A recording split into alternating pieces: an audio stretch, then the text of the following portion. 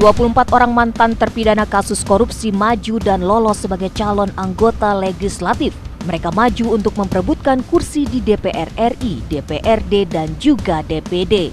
Majunya mantan terpidana kasus korupsi itu disayangkan sejumlah pihak. Hal itu dinilai mencederai semangat melawan dan memberantas korupsi di Indonesia. Indonesia Corruption Watch menyoroti partai politik yang memberi ruang bagi mantan koruptor untuk maju dalam pemilu. Hal itu sangat disayangkan karena parpol seharusnya menunjukkan komitmennya pada pemberantasan korupsi. Kami menyayangkan, terutama dalam konteks keberpihakan partai politik terhadap isu pemberantasan korupsi. Selama ini mereka gembar-gembor soal komitmen anti korupsi, ternyata semua yang mereka utarakan tidak terbukti karena mereka masih memberi tempat bagi mantan terpidana korupsi untuk maju sebagai calon anggota legislatif. Mengacu pada Peraturan Komisi Pemilihan Umum atau PKPU nomor 10 tahun 2023, tidak ada larangan khusus bagi mantan narapidana korupsi. PKPU hanya mengatur mantan terpidana yang juga bermakna mantan terpidana kasus korupsi tunduk pada aturan ini. Pada pasal 11 ayat 1 huruf G disebutkan, mantan terpidana telah melewati jangka 5 tahun dari akhir masa hukumannya serta wajib mengumumkan bahwa ia mantan terpidana. Namun di pasal 11 ayat 6 disebutkan bahwa ketentuan masa atau jeda 5 tahun tidak berlaku jika ada tambahan hukuman pencabutan hak politik. Pasal 11 ayat 6 itu dikritik oleh ICW karena bertentangan dengan putusan MK. Putusan MK sudah mengatakan harus ada masa jeda waktu 5 tahun bagi siapapun orang yang ingin maju sebagai calon anggota legislatif. Namun oleh KPU syarat itu ditambah dengan konteks pidana tambahan pencabutan hak politik. Sederhananya, jika seorang terpidana korupsi mendapatkan hukuman tambahan pencabutan hak politik 1 tahun, maka tahun kedua mereka bisa langsung maju sebagai calon anggota legislatif. Adapun pakar politik PANGI Syarwi Caniago menilai tidak perlu mendebatkan majunya caleg mantan koruptor karena tidak ada larangan. Partai tentu sepanjang lagi-lagi tidak ada regulasi yang dilanggar, konstitusi yang dilanggar, aturan bernegara mereka langgar, maka sepanjang itu juga mereka ya level confidence-nya tinggi banget gitu. Jadi walaupun sudah dikeluarkan nama-nama mantan pidana koruptor yang kembali maju melangking sebagai caleg maupun DPD RI, DPR RI, ada bupati mungkin ya, DPRD kabupaten, DPRD provinsi. Tapi ini kan hanya soal bagaimana bagi partai adalah keuntungan. Partai itu kan ideologinya, mazhabnya adalah pragmatis.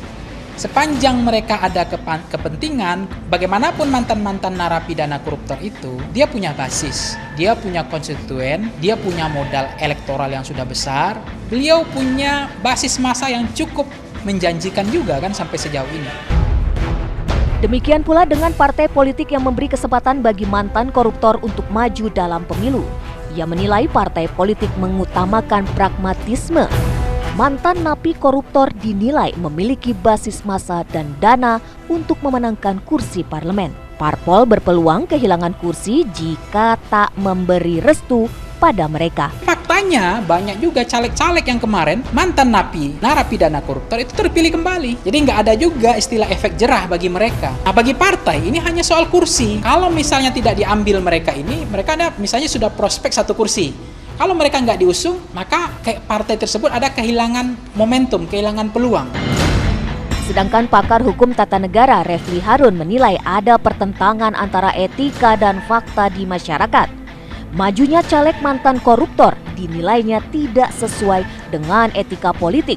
Namun pada faktanya masyarakat menilai berbeda. Sebenarnya kan kalau kita bicara tentang yang namanya anggota DPR atau legislatif itu adalah jabatan kepercayaan, ya harusnya mereka tahu diri kan. Cuman persoalannya adalah kadang-kadang koruptor pun dipilih masyarakat, itu masalahnya kan. Karena dianggap ya dia baik, ya suka bagi-bagi duit, bagi-bagi amplop kan. Karena orang masih memilih berdasarkan pemberian, tidak berdasarkan semacam track record yang jelas, bersih dari atau integritas dari sang calon.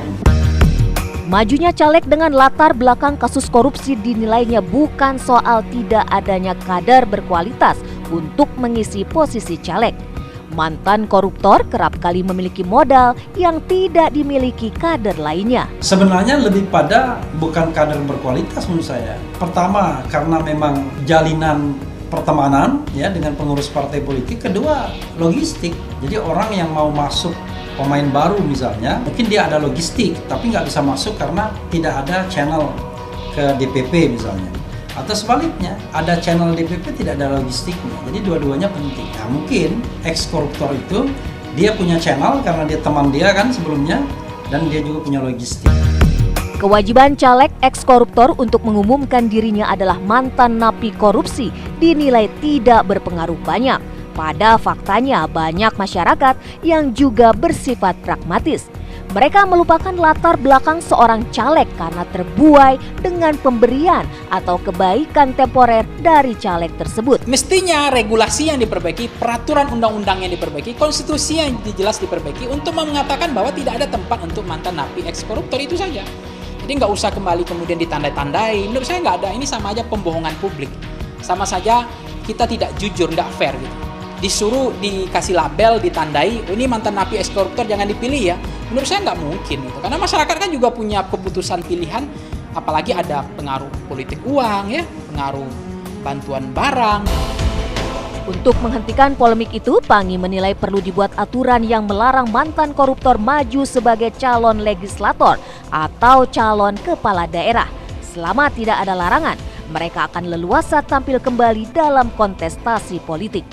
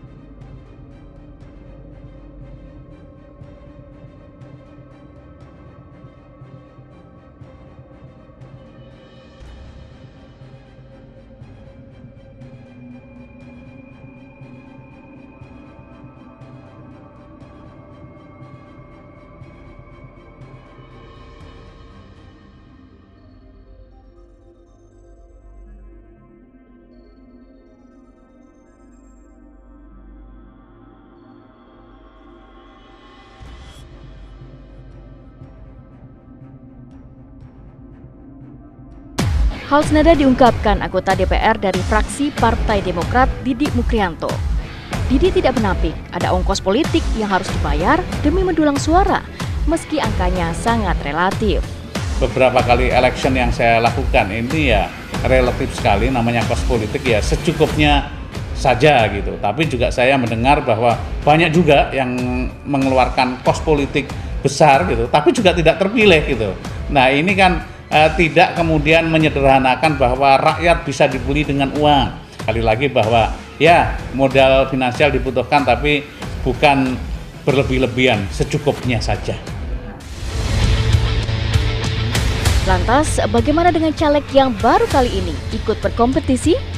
Apalagi modal popularitas seperti yang dimiliki oleh para caleg artis belum jadi jaminan bisa melenggang dengan mulus ke Senayan. Jadi kalau ditanya modal Aldi Taher untuk maju DPR RI, saya nggak pakai modal, pakai bismillah. Karena ini bukan dagang, ya.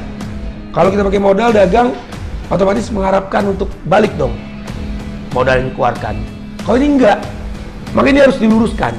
Di saat seorang atau di saat keluarga atau masyarakat memutuskan untuk terjun di politik, ya politik yang politik praktis ya, sebagai anggota dewan atau pilkada ya, eksekutif atau pilpres, itu seharusnya nggak perlu pakai modal.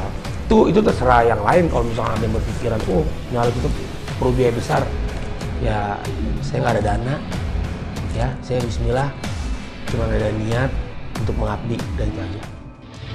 Sebuah riset yang pernah dipublikasikan pada tahun 2018 lalu menyebut biaya minimal yang harus disiapkan seorang caleg ini berkisar 1-2 miliar rupiah untuk caleg DPR RI.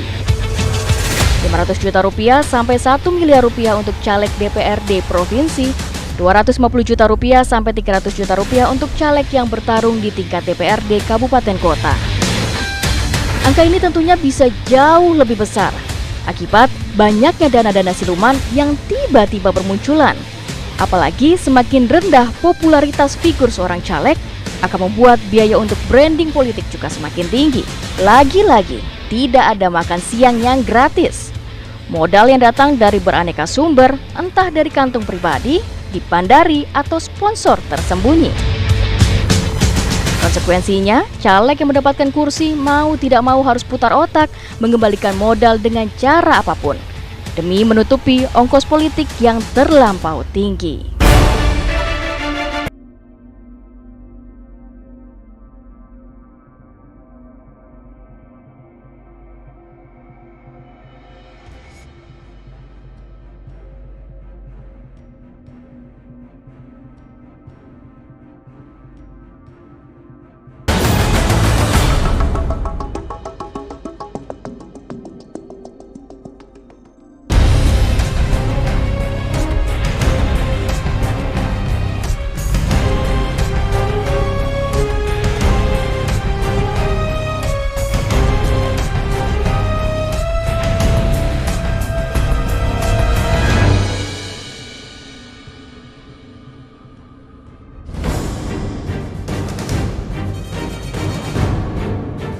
Deklarasi dadakan Anies Baswedan dan Muhaimin Iskandar berujung pada perpecahan koalisi perubahan yang baru genap berusia 6 bulan.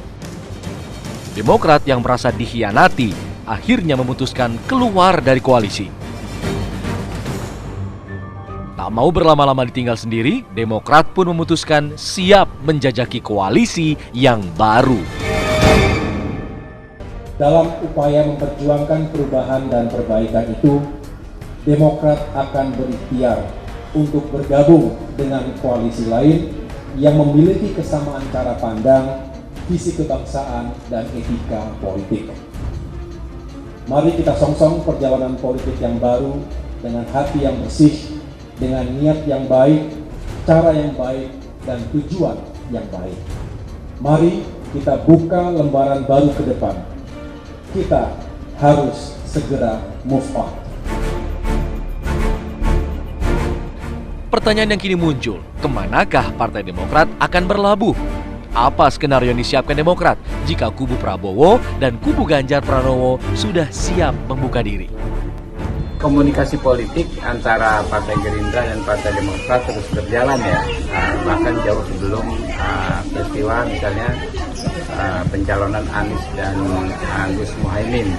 Pak Prabowo juga sudah ketemu Pak SBY di Pacitan beberapa minggu yang lalu, dan sampai saat ini hampir setiap hari kami terus berkomunikasi dengan petinggi-petinggi pada Partai Demokrat. Intinya kami terbuka, kami warm welcome untuk Partai Demokrat apabila ingin bergabung bersama-sama mendukung Pak Prabowo. Kita tahu Pak SBY dan Pak Prabowo adalah dua sahabat ini juga Mas AHY ya, yang pemikirannya menurut kami sama, ingin yang terbaik untuk bangsa dan negara.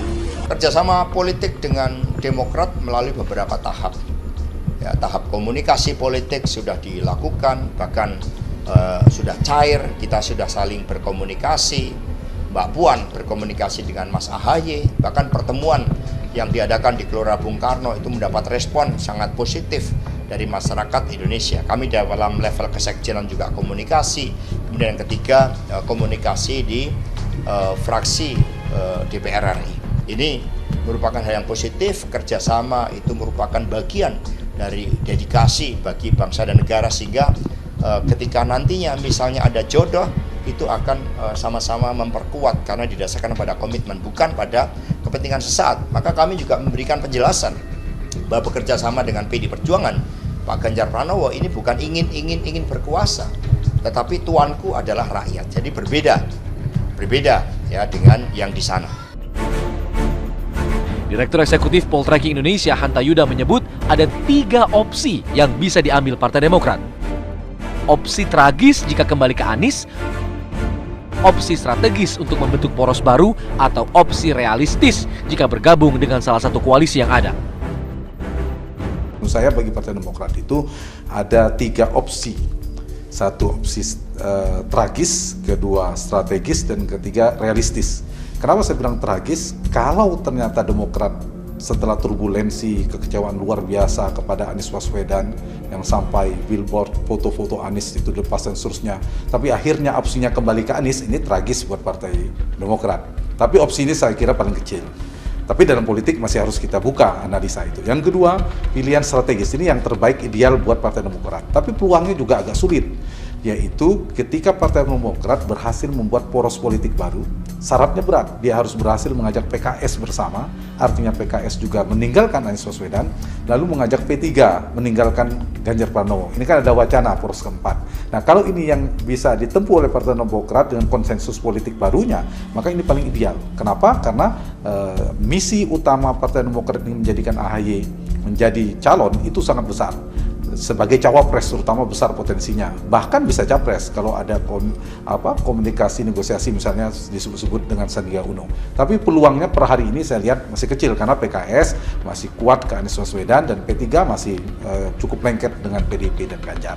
Nah, opsi yang ketiga ini paling realistis, yaitu Partai Demokrat bergabung ke salah satu dari 2 koalisi atau polar atau poros koalisi yang ada, ke Prabowo Subianto atau ke Ganjar Pranowo. Penentuan arah koalisi tentunya akan dihitung akurat oleh Demokrat. Apalagi prospek Demokrat membentuk koalisi baru juga sangatlah tidak mudah. Nah, kalau untuk membangun poros baru, tentu effort kerja kerasnya, upayanya tentu tidak gampang. Harus ada capres, harus ada cawapresnya, harus ada partai pengusungnya. Nah, kalau kemudian dikaitkan kemarin ini ada peluang P3, PKS dan Demokrat mengusung Sandiaga Uno, AHY. Menurut saya ini juga tidak mudah ya. Karena P3 kan sudah memutuskan setia, loyal, tegak lurus ikut PDIP. Nggak mungkin keluar dari komitmen itu. Dan Sandiaga Uno juga sudah diusung sebagai cawapres untuk berkoalisi dengan Ganjar, kan begitu. Peluang itu menurut saya P3 untuk keluar dari PDIP agak sulit. PKS kalau kita bicara, pilihan antara basis grassroots-nya pemilih PKS itu cenderung signifikan, itu strike ticket voting itu ke Anies Baswedan. Peluang ke yang lain susah. Posisi Partai Demokrat saat ini bisa dikatakan limbung usai ditelikung mitra koalisinya. Akankah Demokrat bergabung dengan koalisi pengusung Prabowo Subianto? Atau justru merajut rekonsiliasi dengan PDI Perjuangan yang mengusung Ganjar Pranowo? Atau mungkinkah Demokrat punya nyali membentuk koalisi baru? Yang pasti tidak ada yang tidak mungkin di dunia politik. Banting setir jadi hal biasa, asalkan bisa jadi penguasa.